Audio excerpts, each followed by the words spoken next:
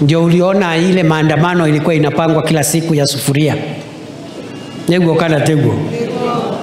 Lakini tumejaribu kiasi.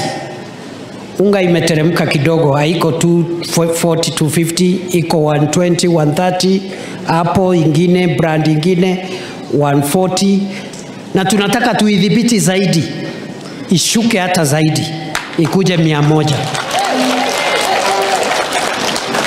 Tulifanya hivyo kwa sababu tulipunguza bei ya fertilizer. Kwa sababu tulikuta fertilizer ikiwa 7,000 kwa gunia moja.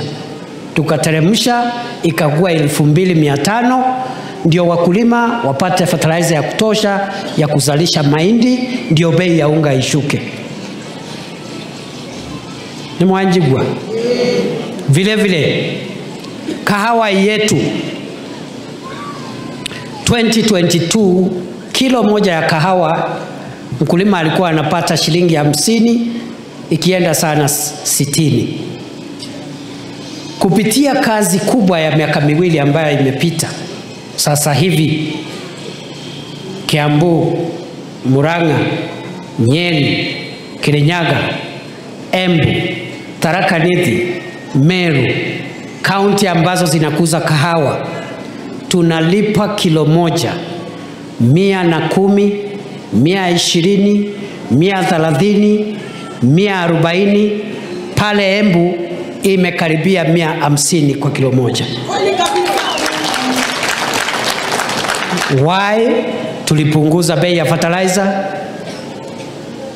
tukatafuta masoko, tukaondoa zile kateo zilikuwa zinasumbua wananchi, na tukapeana pembejeo ambayo inasaidia kuimarisha bei ya kahawa. Kwa hivyo bei ya kahawa sasa imerudi mahali ilikuwa miaka 35 iliyopita. We have the highest coffee prices comparatively in that 5 years. Majani chai tunang'ang'ana, bado haijafika mahali tungetaka. Tulikuta average price ya majani chai ikiwa 44 shillings, sasa imefika 64 shillings average. Tunataka tuisongeshe ifike 100 na 2022 tulikuta kahawa sio kahawa, maziwa 33 shillings, 28 shillings, 27 shillings, 37 shillings.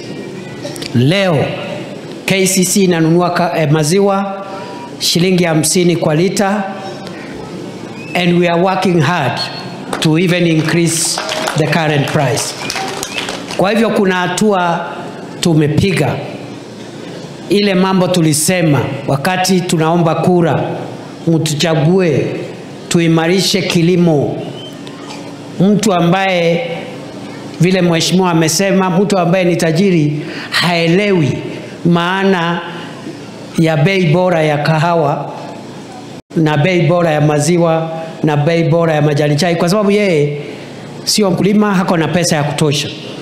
Lakini familia nyingi katika taifa la Kenya zinategemea mapato ya kahawa, majani chai, maziwa na vile vitu vingine tunakuza hapa ikiwemo avocado na vitu zingine. Nego kana tegu. Si ni kweli?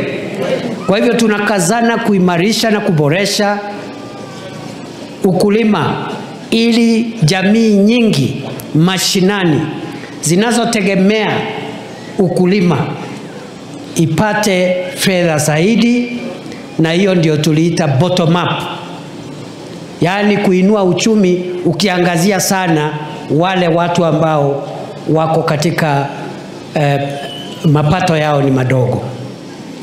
Tukasema bottom up economic transformation. Vile vile tukasema hivi, watu wetu wengi katika taifa letu la Kenya ikiwemo hapo Central ni wakulima ama wafugaji ama ni wanabiashara reja, ni wachuuzi, ni mama mboga. Si ni kweli?